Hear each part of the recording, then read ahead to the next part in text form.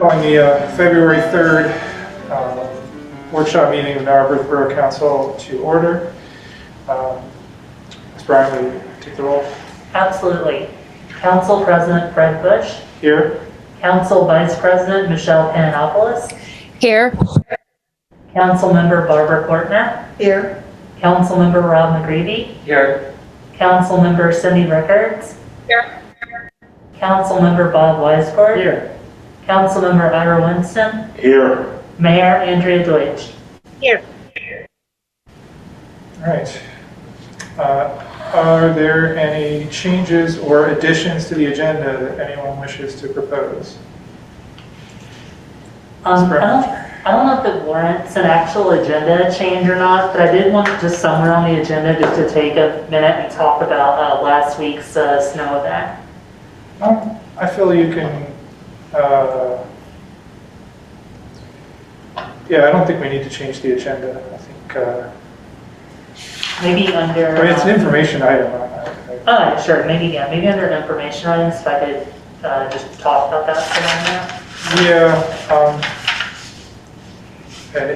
we're not going to take an action item, so Yeah. I feel it's not necessary to amend the agenda unless somebody Right. wants to raise any objection to that. Okay, great. So, But there's a box. That box needs to be cleared. Thank you. all right, I do have some comments, which is that we've had some internal discussion about the public comment policy and the way that we're going to deal with comments that are emailed to us. It's been a little bit awkward. I think we've settled on a policy that we'd like to institute going forward, which is that any comments that are emailed to council or to the borough manager with the intention of being considered public comment on a borough council meeting, they will be put on the borough's website alongside the meeting materials for the council meeting. So they'll be put online along with the agenda for the meeting and the packet for the meeting, so along with the other material that the borough maintains. And they will not be read at the meeting, they will be summarized at the meeting. So it will say, we received an email comment from so-and-so at this address, and the comment was about this, and if you wish to read it, you may go online to the borough website. Of course, anybody is welcome to come to the meetings or come to the Zoom meetings and present public comment at those meetings as usual. But this is just going to be the way we're going to handle electronic comments going forward. Ms. Mayor, do you have any comments? Very briefly tonight, last week, as everybody knows, we had a snow event. I just want to remind people that you have 24 hours by the end of the snow event to please clear your sidewalks. That's the rule. And then if there is melting and refreezing, you are still responsible for making sure your sidewalks are safe for passage. So you got to keep an eye on that. And it looks like we may have some refreezing over the weekend. So anything that's still wet, and if it refreezes, please make sure that people can get by your sidewalk safely without slipping on ice and snow. If you do see properties that have failed to do this and they have dangerous sidewalks, please just write the office so that the matter can be addressed. And they will address it. Thank you very much. Thank you, Mayor Deutsch. All right, we will move on to public comment. There is no one in the room with us tonight, so Ms. Bryan, if you will manage public comment in the Zoom session. Sure. So as we usually do, I'll ask people to either physically raise your hand with your video on, or use the raise hand function on Zoom, and I'll call on people and give you a chance to unmute. So the first hand I see is, I believe that's Mr. Lawrence Goldberg.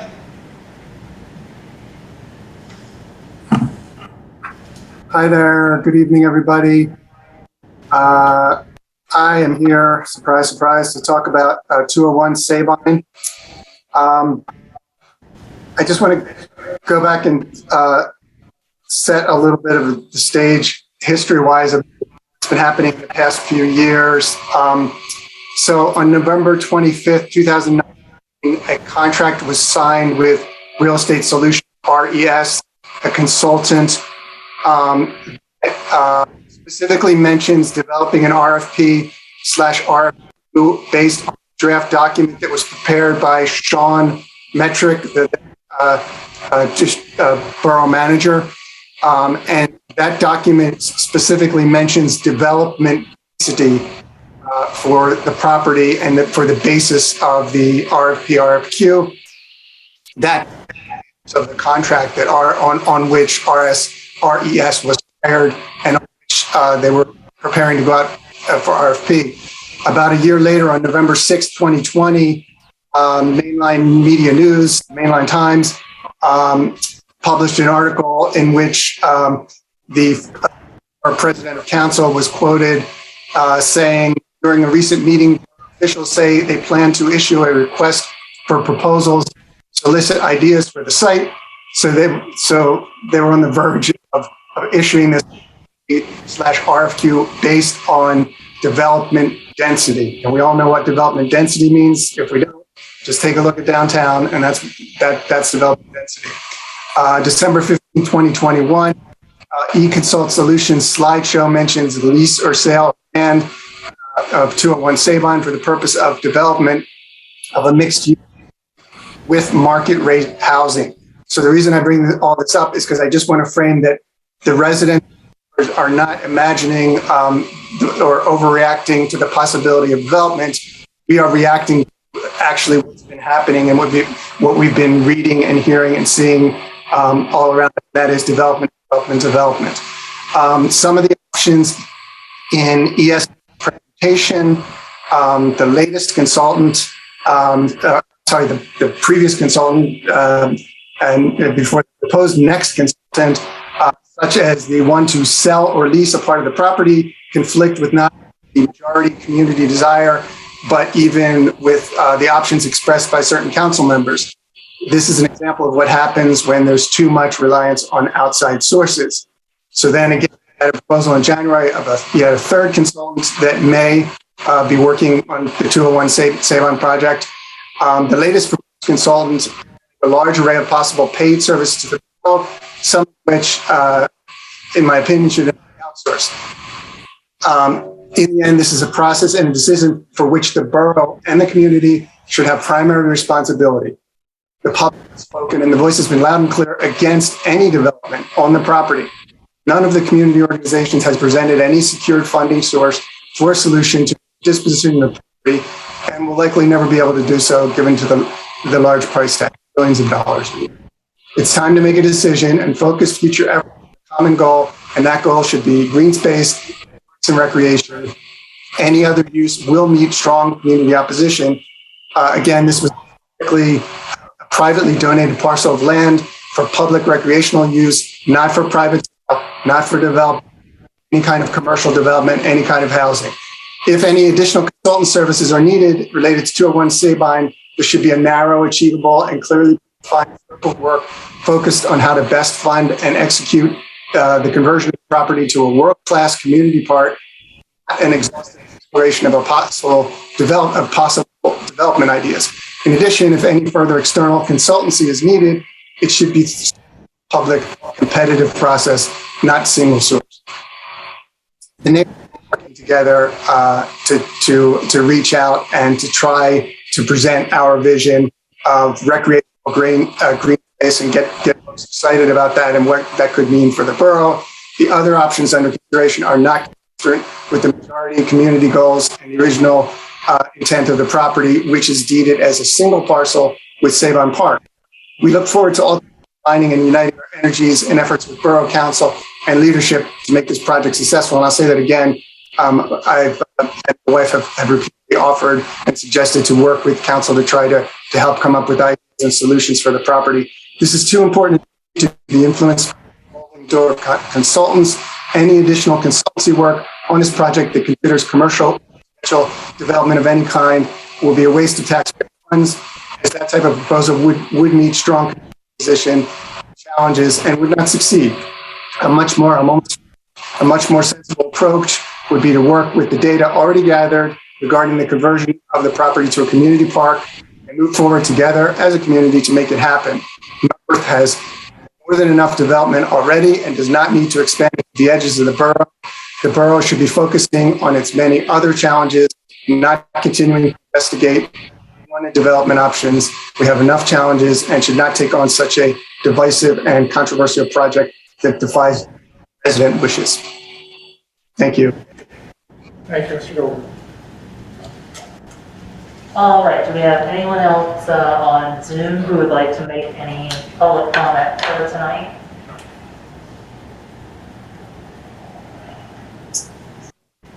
All right, I do not see anyone else on Zoom who wishes to make public comment. All right, let's move on to our information items. First one we have listed is the borough appointment process. So Ms. Bryant, I think you were going to tell us about how you've done it in prior municipalities. Sure, so thank you for giving me the opportunity tonight to talk about this subject. Like I said, it's been really, as I mentioned in my memo, I'll just kind of summarize that briefly for council and the public. And then there's some questions I have in mind that I'd welcome some direction from council on if this is a subject you want to, deal with further. So, it's been really great working with all the borough volunteers here. I think we're very fortunate with the level of volunteer engagement we have in Narberth Borough. And, some people might say because of that, well, obviously whatever we're doing to get these volunteers is working, making changes to it. And, my response to that would be, I think we've just been very fortunate with the volunteers that we have. And I think that by implementing some changes or by actually implementing a process for reviewing, advertising, reviewing, and selecting volunteers, we can continue to ensure that Narberth Borough has a high quality of volunteerism. So just seeing how things went at the end of last year with reorg and some of the other vacancies that popped up in the last few months, I had a few things I wanted to throw to council's attention. So it seems like right now, every time that there's a vacancy, we're almost like starting from scratch and almost like reinventing the wheel in terms of how we want to advertise it and what sort of applications we want and what the process is going to be. So my first recommendation is that we decide on like some uniform process for when there's a committee vacancy, like where are we going to advertise the vacancy, how long are we going to advertise the vacancy. And I would also recommend that we, and this kind of ties into my second recommendation, is that we have some sort of actual application form for volunteer applications. So we were comparing apples to apples when trying to decide. Now, if a volunteer wanted to submit any additional, materials, they could, but at least that form kind of gives us a baseline of what information we need to know from people. I would also recommend, my third one is that anyone who wants to volunteer for a body in the borough should probably actually, attend a meeting of that body before getting involved in it. And I felt that worked really well in my last municipality because that, first of all, confirmed that someone was actually going to attend the meetings. Unfortunately, there are occasionally, I've seen times where someone will get appointed to a committee and then it's like pulling teeth to actually get them to show up at a meeting. So it kind of like takes care of that issue. And then also just make sure that like that person kind of has a sense, in real time of what that committee is doing and working on, and they can meet some of the people on the committee, and the committee members can also meet that person and just make sure that like everyone's a good working team and all that kind of thing. And then finally, in my last position, there was a separate entity that reviewed applications before they came to Borough Council. And I'll admit, while that largely worked well, there were occasions where that added maybe a little bit too much bureaucracy onto the application process. And if we, for a lot of volunteers, some volunteers felt a little bit discouraged or dismayed by that process. So I don't know if that's necessarily if we need to go that far in Narberth, but I would be open to having council consider especially if it's ever a situation where you need to do interviews for a position, do you really want all of council involved in that, or, or is some subcommittee or some other, body the right way to do that? So, those are some of the main questions that popped into my head, and I felt like if we kind of, ahead of time, before we have any further committee vacancies, got a handle on those things, it would just be a fairer process for everyone involved. Thoughts from members of council? Ira? Yeah. So, in principle, I agree with everything you said, but in practice, there are certain committees that we have an abundance of candidates for, and there are other committees we have a dearth of candidates for. And so the process might need to be different in those two cases. Because if you require that people attend the meeting before they apply, we may have no candidates in some cases. So we just need to keeping that in mind. I think it's a great set of suggestions. It's just sometimes we're hard pressed to find someone, and sometimes we have 8 people applying for 1 slot. Mm-hmm. Yeah, I like the solution of saying candidates who've attended that meeting are preferred, so it's not required. And I would agree with everything recommended by the manager, except for forming an additional committee to review. I have the same feeling, and I think I really feel it's important to have a process in place, have the applications, because it's very hard to look at, here's a person who just sent in an email saying, I'd like to be considered, and then somebody else who's given you a whole history of things. And like that first person to have known, you need to tell us more than that if you're really interested in this position. So I love doing that. I think if we start with doing the first 3 things you recommended, and then see, how that goes in our next go-around, and see, has that improved the process enough? Or do we want to consider, maybe not for all boards and commissions, but for certain ones, having a subset of folks who might do the vetting or whatever, to make a recommendation to council? I think it's a great recommendation. It really addresses the very awkward position that it puts every council member in when we've been doing it the way we've been doing it, where you either appear to be being exceedingly political, or do it unintentionally, or do it intentionally. And I just appreciate that you're addressing that need and making it a more fair and even-handed way for volunteers to engage. Let me see if Michelle or Cindy, do you have anything to add at this point? I agree with everything. I wonder if on the application we can put number of meetings attended or dates of meetings attended to kind of address your point as well, but to get a sense of folks' past participation. Okay. Yeah. Thank you so much for proposing this and bringing this. I know we've talked about it several times. You talked to me in detail about how you did this in New Britain in the past. And I'm really glad we're having this conversation at the table tonight. I think our process really does need, I think it kind of is broke. So I'm glad we're taking some steps to fix it.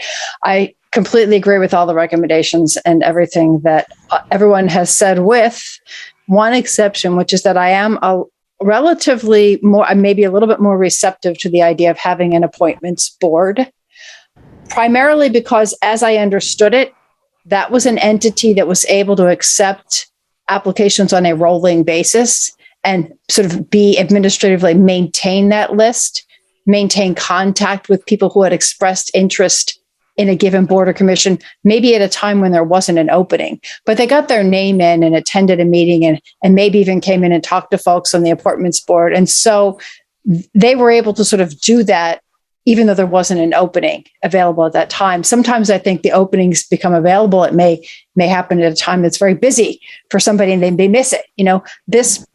This provides a little bit more consistency. And I sort of liked that idea. Maybe there's another way to manage that's not an appointments board that we could consider. Maybe the office would manage a process like that. But I sort of liked that idea of having a board that's there all the time to take people's applications or take their questions. If the board is composed of a representative of each existing board and commission, I would recommend it be a representative, not the chair. Could be the chair, but not, as it says in the memo, that at New Britain it was comprised of the chairs. I would say it could just be a representative. And then that means that's a place where a person can address questions about, they could come to a meeting of that board and say, hey, I think I'm interested in this. What committees are working on this kind of thing? What's the best fit? They can get that information. That way they can have a conversation. They can get directed to what the meeting schedule is. They can attend a meeting, and then they can put in an application with the appointments board, and it's just there. And so when an opening comes up, the appointments board looks and says, oh, look, Jill Smith came in here in February. She was really interested. Let's reach out and see if she still is. So I think that I would go along with Barbara. We might not need to do that today. Like, let's make these initial improvements, or we put in like an at least have a standardized process. But I would consider, I'd like everybody to sort of think about the way that having an appointments board could facilitate that ongoing back and forth with the community, and could really make this a little bit easier for council, because they could be making recommendations. So council wouldn't necessarily sort of have this thing, we're at a meeting like, okay, we got 3 applications. What do we do? There would have been like a vetting process that happened before that I think would make it a little bit less awkward at the table. So those are my lengthy thoughts. I love these recommendations, and just would ask everyone to just say, keep noodling over the idea of having an appointments board at some point in the future. The one thought that occurred to me was, as this is being put together, maybe include thinking about future vacancies on council. I have no idea, whether I'm thinking more of the administrative process and the timing of when advertisements need to be done and that kind of thing, but I don't know what might have been in place before I joined council this time around. I know there wasn't much of anything when I joined the first time. So that's just something that, maybe it would be a help for the office. Just a point of information on that. So Borough Code does actually govern a lot of that. So like Borough Code sets up, and actually most recently when you got appointed last year, council had a chance to experience this.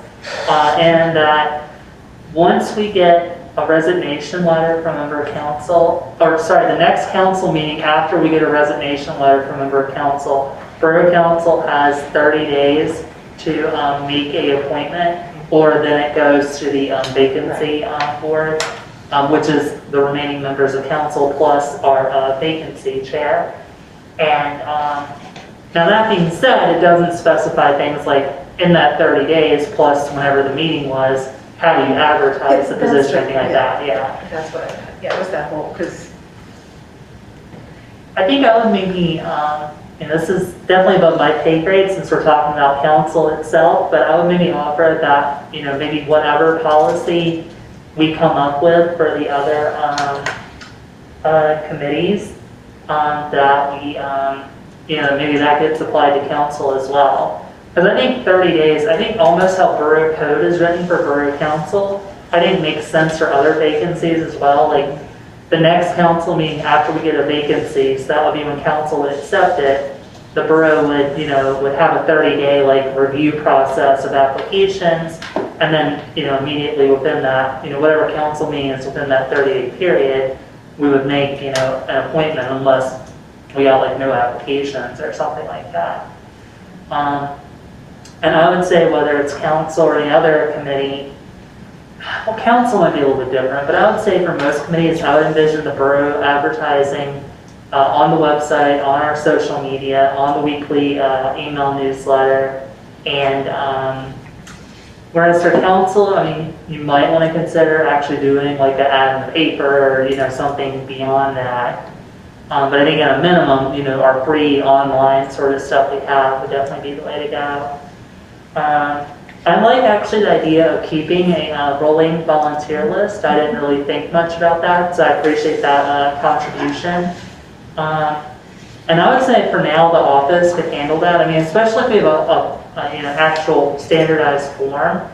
It could be people just drop those forms off at the office. We have them on file, and then whenever there's vacancy, we should go to look at those, forms. So that's my thoughts. I mean, if council wants, if it's better for council, I can maybe actually put something down on paper based on this feedback I've gotten from you all, actually develop a policy and the form, and then, we can either run it through a subcommittee of council if you want to review it, and then it can make its way back to council for final decision. Yeah, I think it could go to F&A. All right, I think we have enough guidance here. Absolutely, I really appreciate the feedback from council. All right, well, it's a great idea. As everyone said, it's a very awkward procedure that we have set up right now. It would be nice to formalize and to make it more regular. And so, I think we're all strongly in agreement about that. All right. Next information item is about a grant opportunity. Absolutely. So I'm really glad to have the chance to talk about this at council tonight. It's a grant I've actually never had a chance to deal with before. It's a brand new grant from the state. Previously, some state gaming funds were restricted to these same sort of grants for some specific counties in the Commonwealth. And they've now, as of this year, have created a pot of money that has the same general guidelines that's now open to any municipality in the state. And the even better news about it, well, there's two pieces, I guess, of good news with it. There's no match required, which is pretty much unheard of in any grants I've ever dealt with. And in addition to that, it has very broad criteria. Pretty much the only guideline on what you can apply for is anything that serves the public interest. So I give credit to Council President Bush. He took some time to look up for the previous, more restricted version of the grant, what sort of awards had been given out. And as I noted in my memo, found that they were primarily, around vehicles and building improvements and that sort of thing.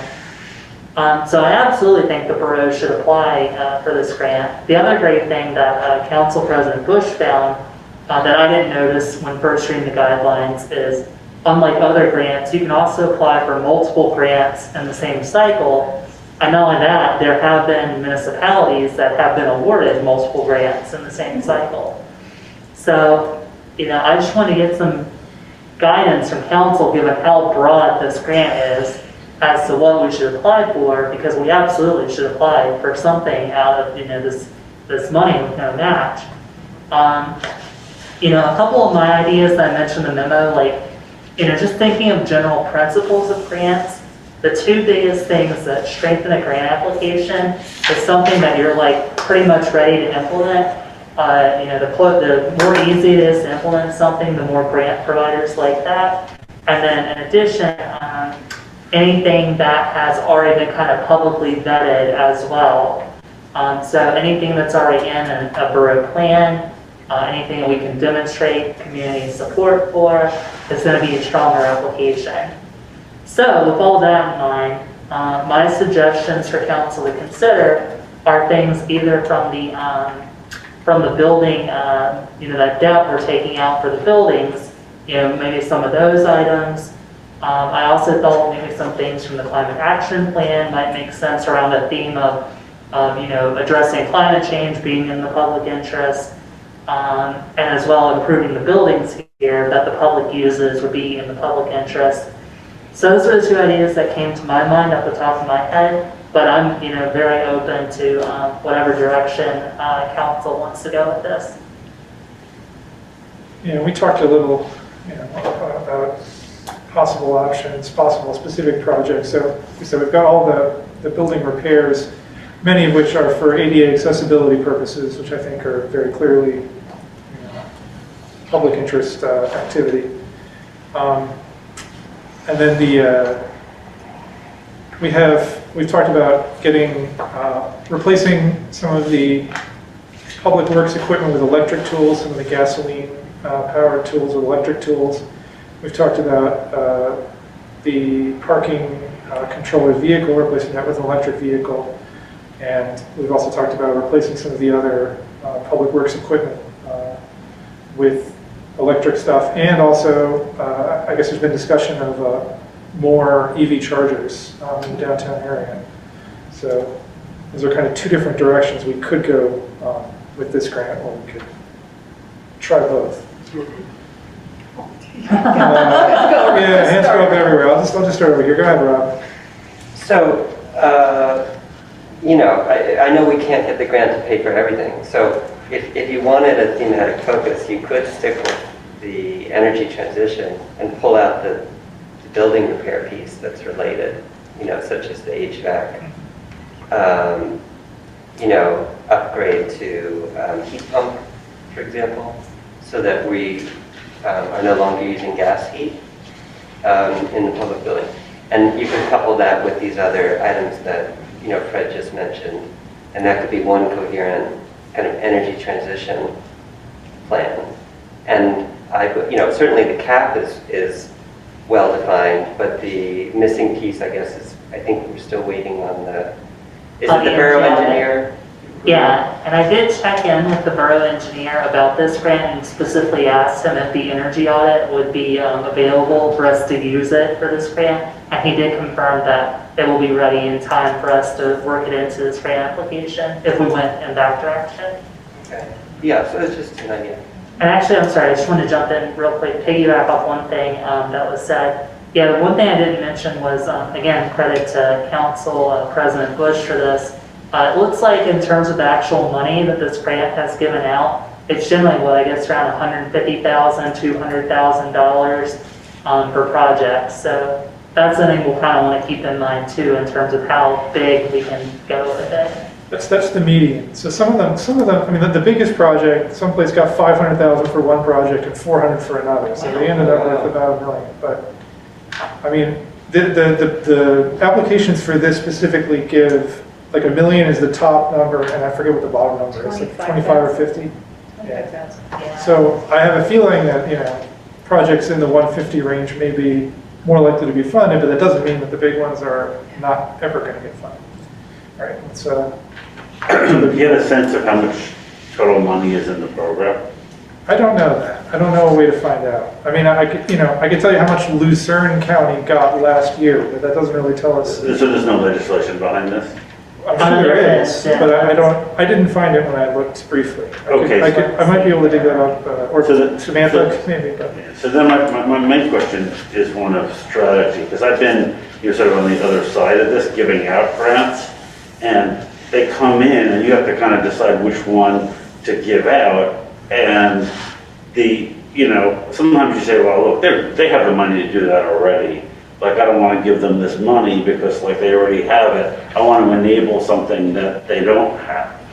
And sometimes when we're looking at these, we say, okay, well, it's not a matching requirement, but they have matching money, and so that leverages our money. So just because it's not required doesn't mean that you couldn't, offer it as an opportunity, that your grant is going to allow us to do something, that we really couldn't or we want to do, so much so that we put 100,000 towards it, but we need another 100 to do it. So I'm just thinking, I don't know how they evaluate this, so it's, but I'm just saying, you need to put yourself in the position of the people deciding and try to figure out, intuit what might work. So if I can just jump in. So I've got the grant criteria here. It says, the CFA will review and evaluate applications based on cost, strategic importance, and impact. That's all they're giving us. Right, but we can increase the impact by saying, this thing you're going to give us 100, we already have 100, so that more impact, maybe. I mean, I'm not just declaring that to be a fact, just saying it might be. Just for the sake of discussion, I think I want to address the same issue, but from a slightly different perspective. I'm seeing here that the applications are due by March 15th, middle of March. So I gather you're asking us, Manager Bryant, now so we can have something queued up and ready to go by then. But I think maybe for the next round to think more about Ira's concern, but also to add to Ira's concern, I'm pretty sure, Manager Bryant, that you have a way of thinking about all the available funding, not just the single grant, and probably have in mind different ways that different funding will provide different things for us. And I think it would be helpful for us as a council when we're having this kind of discussion to maybe, if you could go out to each committee and sort of say, let's put together, based on the comprehensive plan, based on the capital plan, you know, like all of the things that we want to do, and then sort of start to triage those based on the different kinds of funding that are available. That would help me, because when this conversation came up tonight, like I totally agree with all the spends that President Bush is talking about and Rob's talking about. I mean, I think like we should spend on everything with money that we can get. Right? A match, this is great. In fact, just to note that this funding even qualifies for a certain amount of architectural engineering expense. Up to 10% of the grant can be used for actually like the design of the heat pump equipment. You know, so it doesn't all have to be on hard costs, which is a pretty unique thing. But for example, I didn't know whether to suggest, like, oh, wouldn't it be great if we could spend on the raised, you know, on infrastructure improvements like that are related to public safety, pedestrian safety, quality of like streetscape improvement, like raised crosswalks or parklets or stormwater improvements and those kinds of things that I know are coming, and maybe we have in mind other funding sources. And so I just sort of did, in the moment, I wasn't sure exactly sort of what level to respond, because I don't have a kind of a good overview of like all the funding and all the different kinds of projects that can be funded from different sources. And we do have some matching money available for certain things. So anyway, I would, that's all that said, like, yes, let's have a theme, like, let's fulfill our commitment to 2030 and, you know, to becoming carbon neutral, and like, absolutely. But I'd also like to see us do the raised crosswalks and the parklets and the pedestrian, public pedestrian improvements and ADA, and we got to fix this building. And yeah, that's my comment. Okay. Anyone else who hasn't spoken? All right.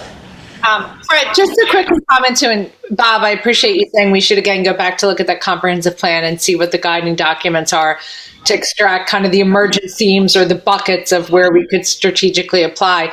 I definitely, again, I agree with kind of the energy transition theme, and also to underscore what you said is what I've written down too is really, I think, packaging that built environment budget line under public health and safety, and pretty strategically working with both our downtown and public health and safety and the police to think about what we could really frame as an interesting public health and safety tool that includes those raised pedestrian crosswalks, post-COVID outdoor dining, you know.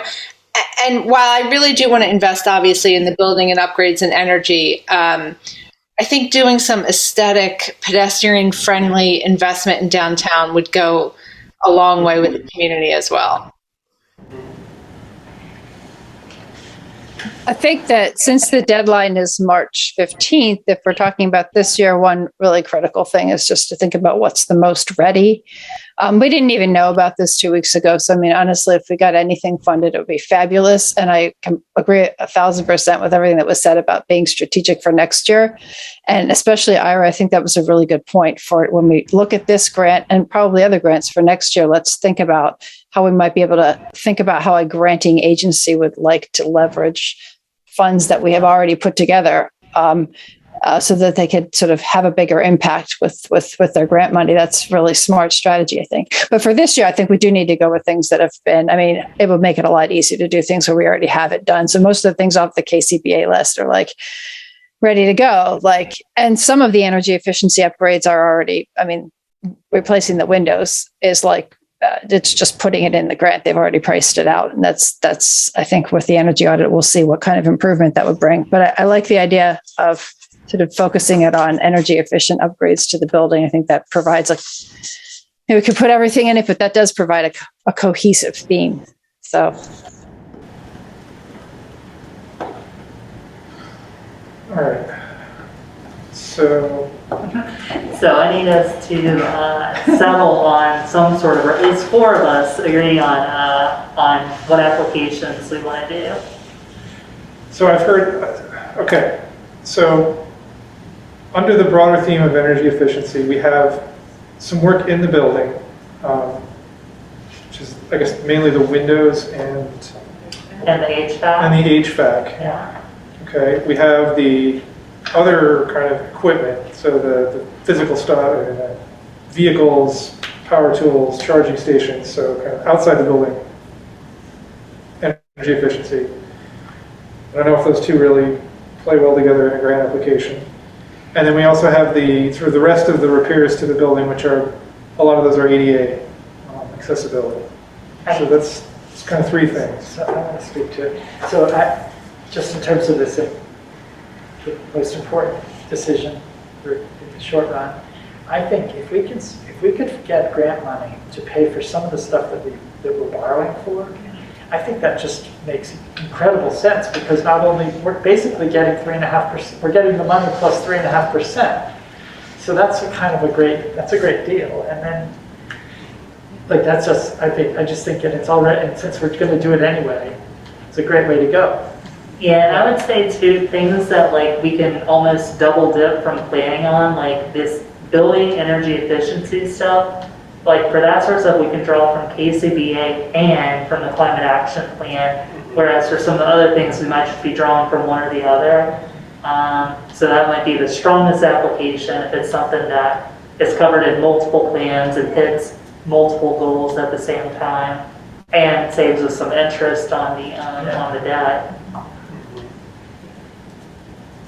Yeah, but I mean, I think Michelle's point is perhaps like really the one. Go with stuff you've already got written up. Right. Because you got you have like less than a month to do this, or a month to do this, so. Absolutely, and I think that's a really attractive thing about this as well, is that from the KCBA study, we already know the price, well, we have an estimate for pricing on a lot of it, and we'll have the building energy audit pretty soon as well, which will be able to, provide us with language about the specific benefits and all that as well.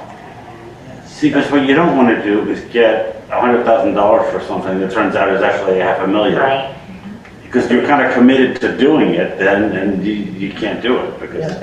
We're planning to fund this anyway. Yeah, these have all been priced initially by KCBA, and then Samantha's also looked them over and adjusted the prices based on, her own research. So the prices on the building repairs should be, I mean, I don't We want to say never they're know perfect, until you go out to but bid. the but I think range that- should be fairly yeah. accurate, right? Yeah.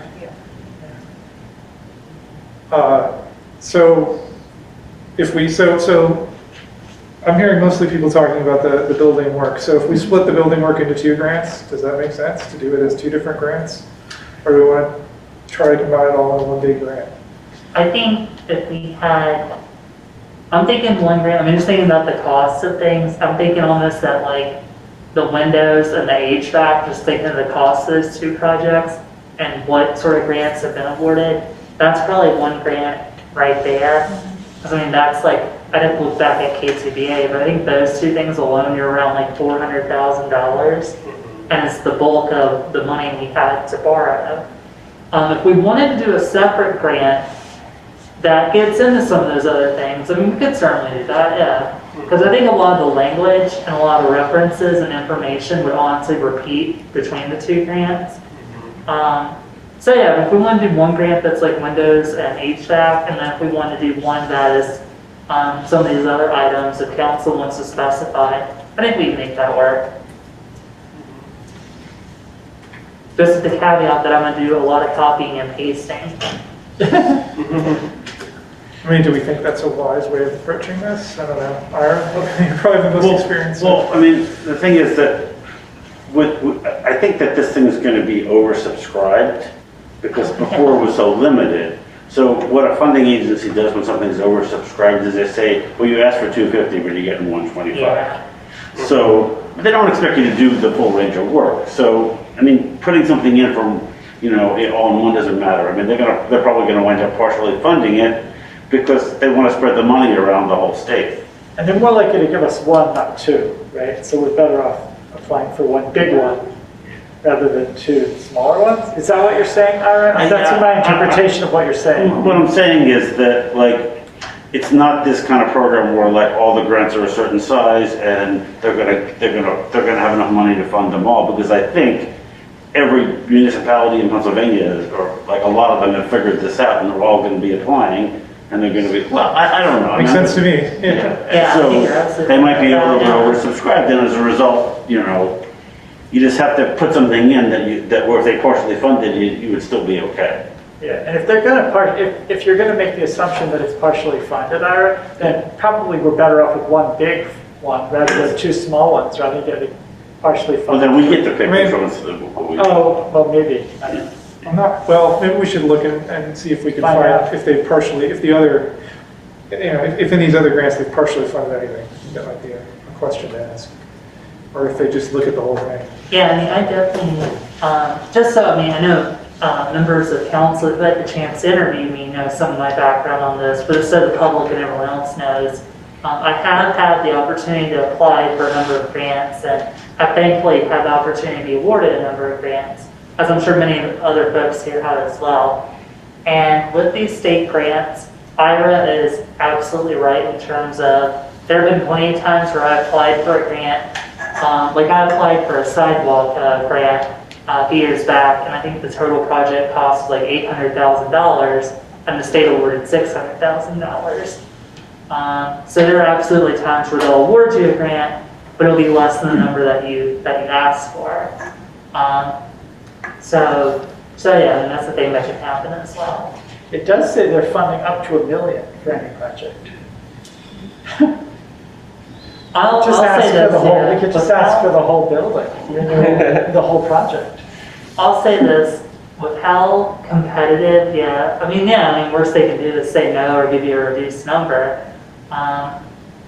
With how many people are probably going to apply for this grant, I would be very doubtful that we would get the full amount of anything that we asked for.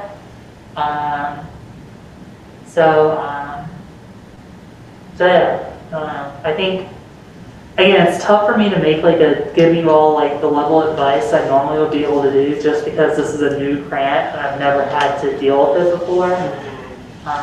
Can you call this office and learn more from speaking to the administrator there?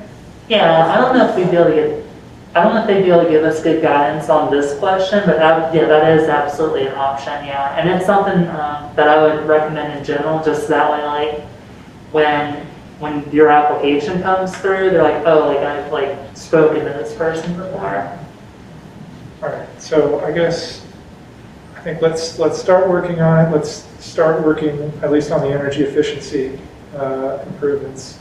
And then we can decide if we're gonna throw the kitchen sink at this or if we're gonna keep it somewhat smaller. Yeah, so what I'll do, I'll talk to, as Bob has suggested, I'll talk to the grant administrator and try to see if that person's willing to give any clarity on that.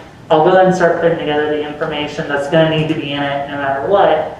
I'll check in with the borough engineer about the status of the energy audit, and we'll go from there.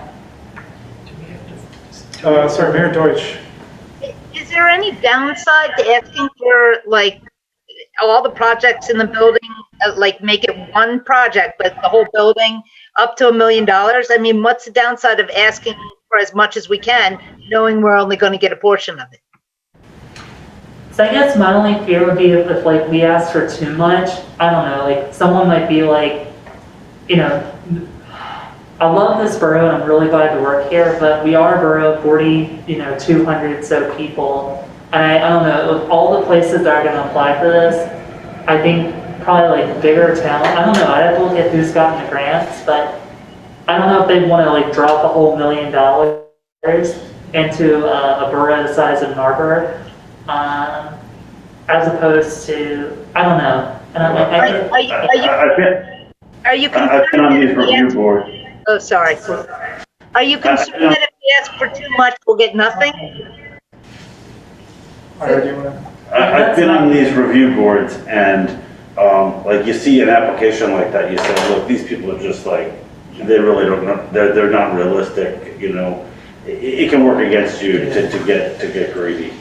Yeah, I feel like it's generally one of the things that really will strengthen your grant is that you have a very strong narrative to tell about the impact of it. So you really have to have thought it through and be able to say, this is why this makes sense. This is how this is going to meet the goals of the granting agency that you've set forward. And if you're just kind of saying, give us money to make the building better, it's going to be very, very hard for Samantha, I think, to write that kind of compelling grant narrative.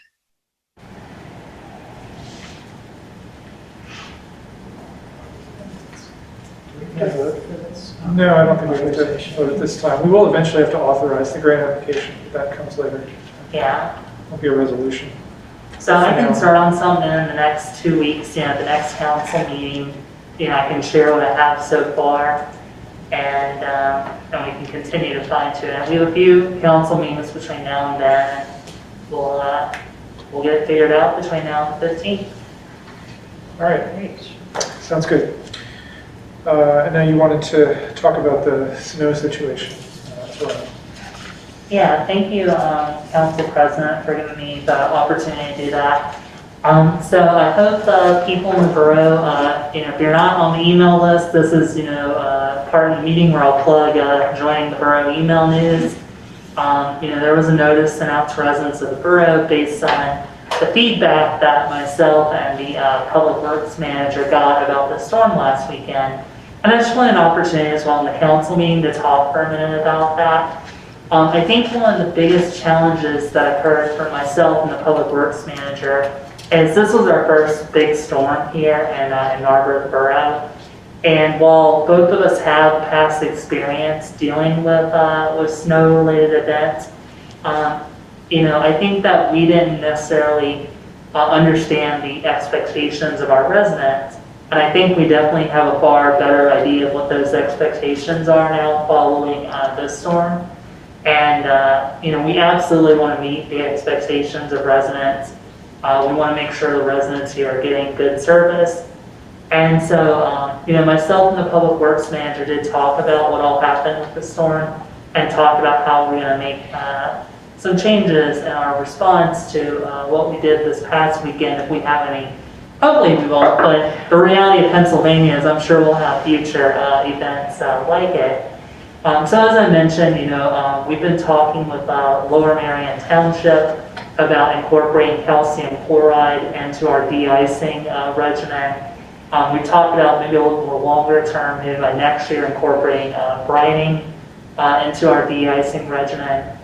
We think both of those things will really help with that, where it's just doing salt, that can lead to when the temperature is too low or when there's not enough vehicular traffic to really get the salt moving around. It can lead to some icing issues and snowpack forming and all that. We talked about whether we need to incorporate more of our part-time housemen to help keep the sidewalks clear and that kind of thing. I know our Public Works Director actually sent me a quote this morning as well for a piece of equipment, like a walk-behind sweeper, that might make it more efficient to do that. So we've been looking at our equipment, we've been looking at our labor, we've been looking at our materials. We've been talking to Lower Marion about how they handle some of these issues.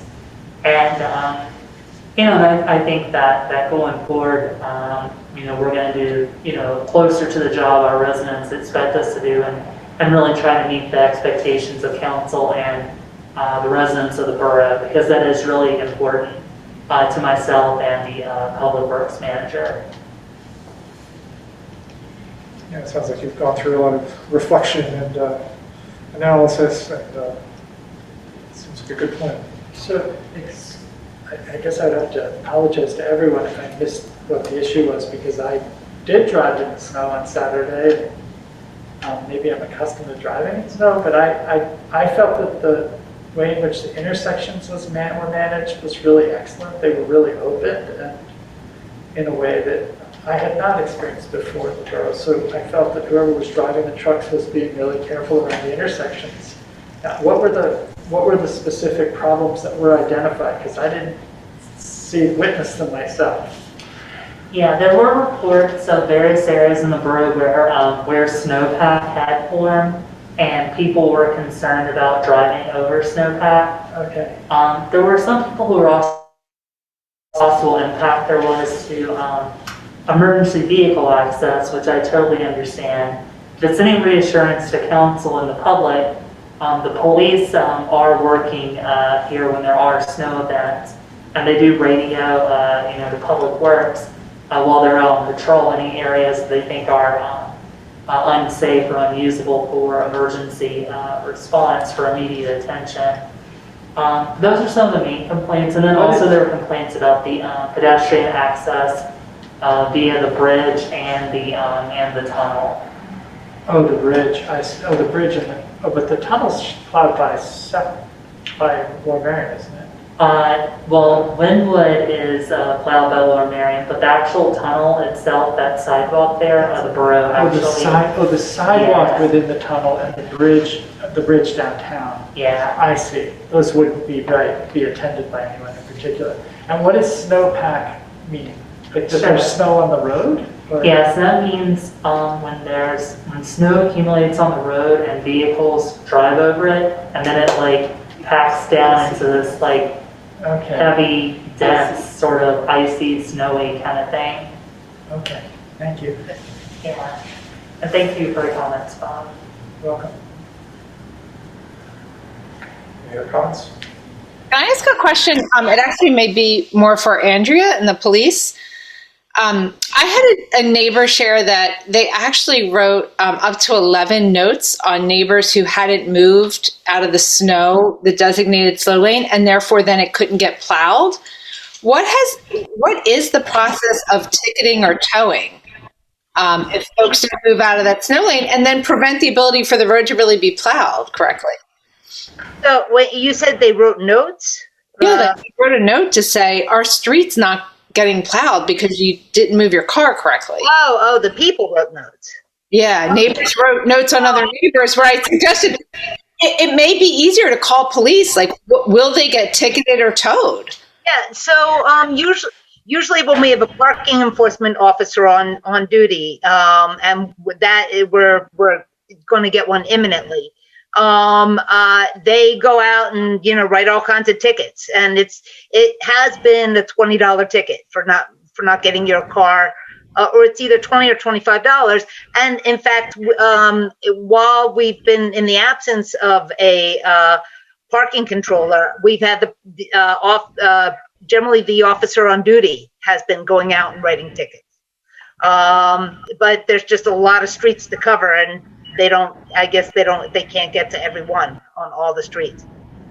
And maybe we can encourage residents, then this is another learning curve, of to call the police, and it's appropriate then for them to come out and either knock up or write a ticket for folks that prevent an entire street from being properly plowed. Absolutely. So we have, like I said, we've had the officer on duty write the tickets. They get to as many as they can. They can't get to everyone. All right, thanks, Cindy and Andrew. Let's move on to the committee reports. First up is infrastructure. Michelle? Yes, hello. Okay. We had our meeting on January 25th, and it was a pretty quick meeting, and there's really just two things I'd like to highlight for council because we maybe have a little bit of discussion on one or both of them. We had a discussion about the outdoor dining decorative barricades that we have talked about a couple of times in the past. And really our discussion sort of revolved around how the best way to actually go about formulating design standards. And I think that we brought a lot of clarity to the issue. For one thing, as a committee, I think we've decided to recommend and follow the borough manager's recommendation that the Jersey barriers will not be used. That it won't be optional, that we would like to move away from the Jersey barriers, the feeling that they're just sort of aesthetically ugly and inhospitable. So in the absence of those, so we need some sort of minimum safe separation, right? Something that functionally does the same thing but looks better, but something that's more aesthetically appealing. And that's something that a business would have to use that barrier at a minimum to define an outdoor dining area. So what we've decided to do is sort of bifurcate this process. Public Health and Safety Committee is going to take that issue on and define what the sort of minimum safe barrier is going to be. And then we're also going to draft a set of standards for businesses that want to do more than just have a minimum safe barrier, but maybe they want to have a more extensive dining area, like with a platform, a roof, lighting, additional features. So that's what the infrastructure committee is going to take on, sort of drafting, putting together a set of draft rules and standards for that, based on standards that we found and rules from other towns and cities. We'll sort of start with those and crib off of those and see what works for Narberth. So after the guidelines have been developed, particularly for the minimum safe barrier, we need to sort of get a cost estimate for the cost, so that we can then go on to sort of think about funding sources and whether the borough would be able to help find funding sources for those, since we will require that investment in a minimum barrier in order to have an outdoor dining area. That's the way we've decided to move that forward. I would think after the next month's committee meetings, we'll have reports on what was discussed in committee and how we're moving that forward. It'd be nice. I'd like to see this done by spring. I mean, I don't think anybody's going to be putting an outdoor dining area in there in February or probably March, but we should get this done timely so that businesses have guidance and something clear and ready to go in place for spring. Did anybody have any input into that or suggestions? That sound sensible? Okay. Cindy? Michelle, can I ask, because I think it's important to also consider the outdoor dining in conjunction with those raised either intersections or pedestrian crosswalks. I mean, if we're going to address speed and one of the dangers of the traffic, particularly coming down Haverford, I would think that what that barrier safety looks like is really going to be dependent upon whether we're going to have some raised plateau crosswalks to slow down traffic to begin with. Well, I think that's good advice for public health and safety, that to consider whether or not the barrier standards need to be considered relative to the presence of raised crosswalks, which again is in public health and safety. So I don't have that in the infrastructure committee. Okay. I think Rob will probably be addressing that, and I don't have the up to the minute progress on those. I hope we move forward with them. So great. Well, I agree. So I hope that we do talk about that. And I think having a goal set where, again, we don't have to recreate the wheel here, right? Like every other municipality has done this. So at least we're not starting from zero. And I'm glad that we have a goal, and I think we should hold ourselves accountable to that, to have this teed up and ready to go for spring. Yeah, I agree. I think that makes sense. The other thing that we had some discussion about, which is, I think this is actually something that originally came from Borough staff, was about the operating hours of Borough parks. You might remember we all talked about this and we passed a resolution, just like, I think in December. And we set the hours of operation for the parks from dawn to dusk, except for lighted areas under like basketball courts. I think that makes things challenging for staff, because they would like, Public Works may need to get in and do some early morning maintenance. And that's difficult to do if people already have permission to use the parks at dawn. So sort of at their request, they would find it to be easier if we had a starting time of 7 a.m. rather than saying dawn. With respect to the closing time of the parks, we could continue to go with dusk, again, sort of in deference to the ease of enforcement. And I think our staff is sort of asking us if we could possibly pick an hour certain, because it is easier to enforce than dusk, which is sort of open to interpretation.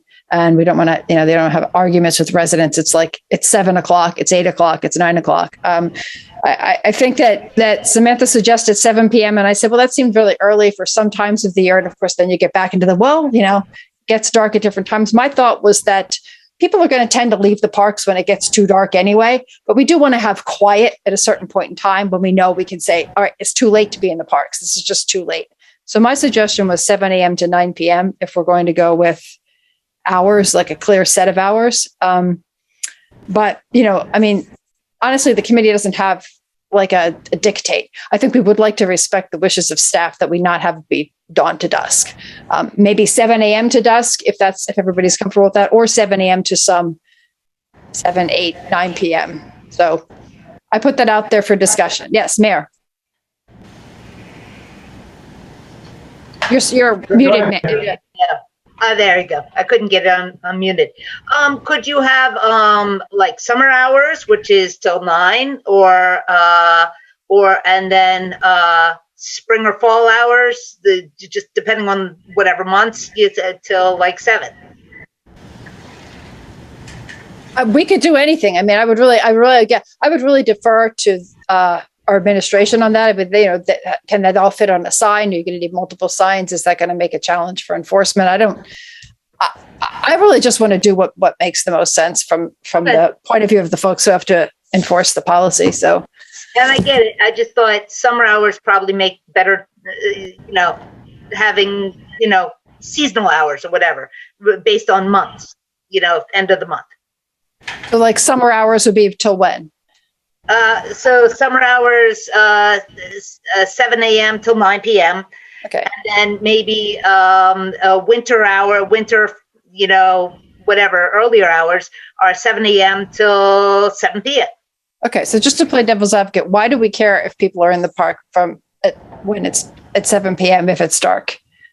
I think kids get in trouble in the parks. I think they tend to be up to more mischief in the dark in the parks.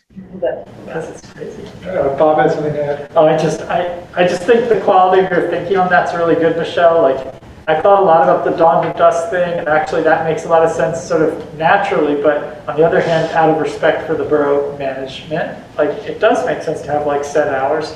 7 to 9 actually seems very rational to me. I'm not sure what people would be doing in the park after dark in the winter from 5 to 9 that we really would need to be that concerned about. I do, I understand there that maybe there's something going on, but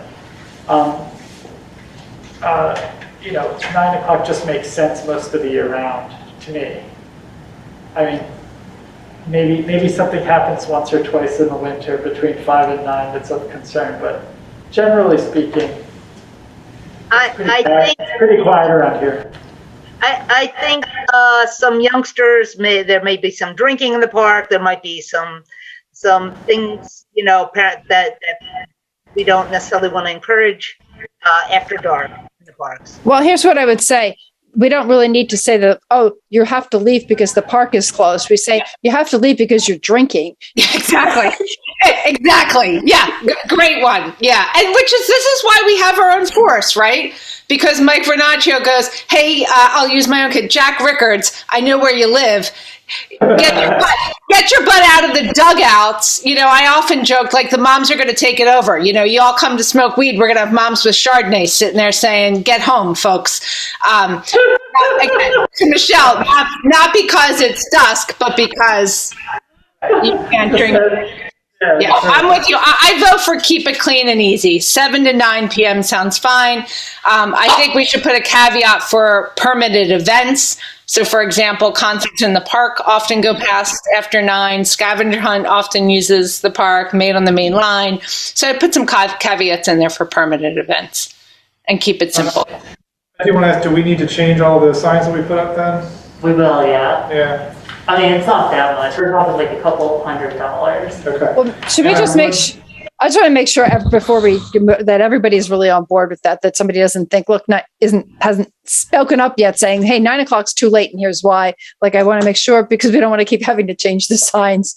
We also need to sort of revise the resolution and let's get it right this time. Recommend that we have the rec board weigh in on that time as well, because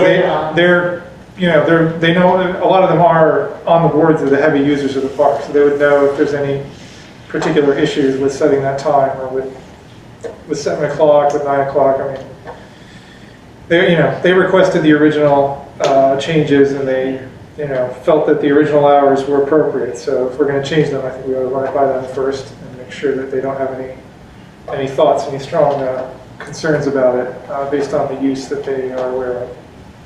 I did earlier this week, just so everyone knows, I did notify the chair of Parks and Rec about the discussion that infrastructure had about park hours, and she did relay that like Parks and Rec would have a conversation about that and get back to us as well. Okay, so that might be a bit though, because they're not going to. I don't think they're going to meet next month officially, or this month. I think they're going to meet in March, so I might just put a delay on. There was a meeting on the calendar. Is that not happening?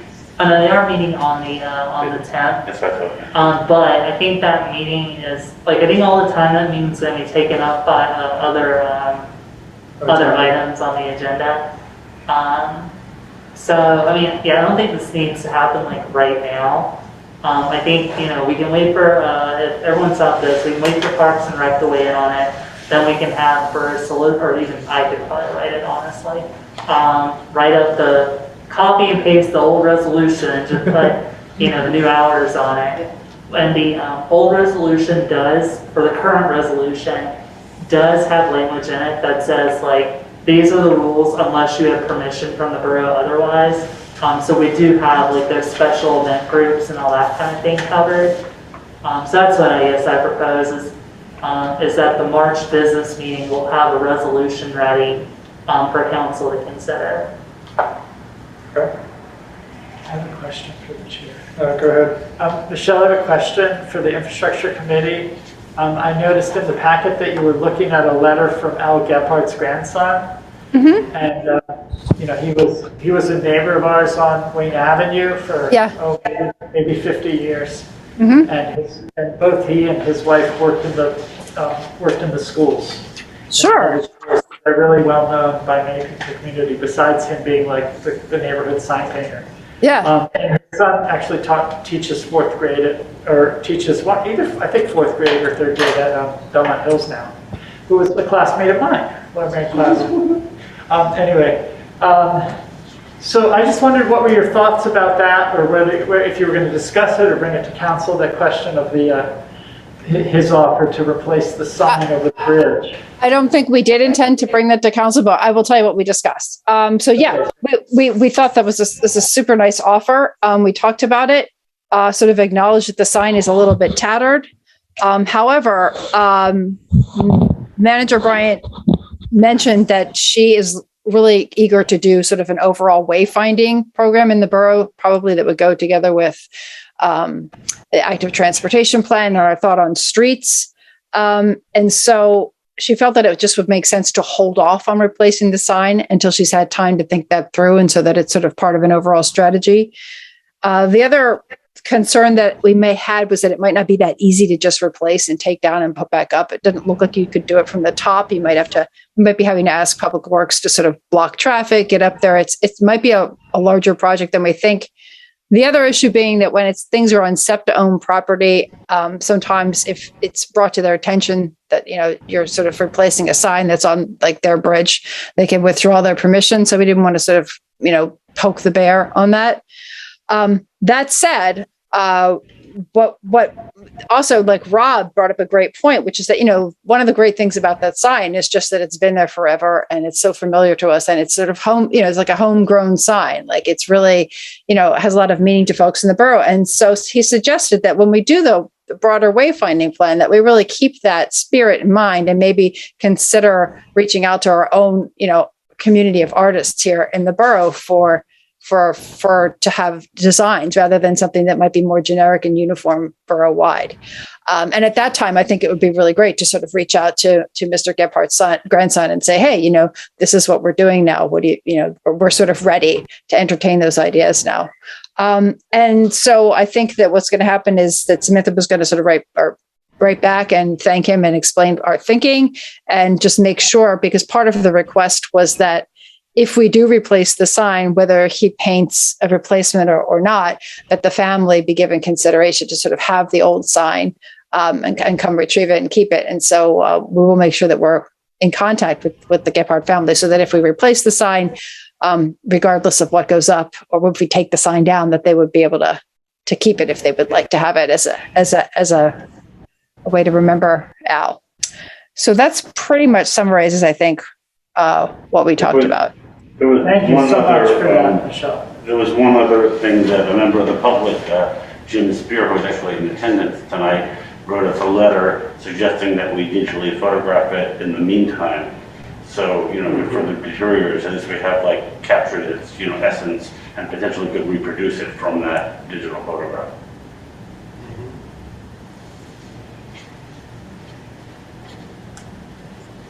Okay.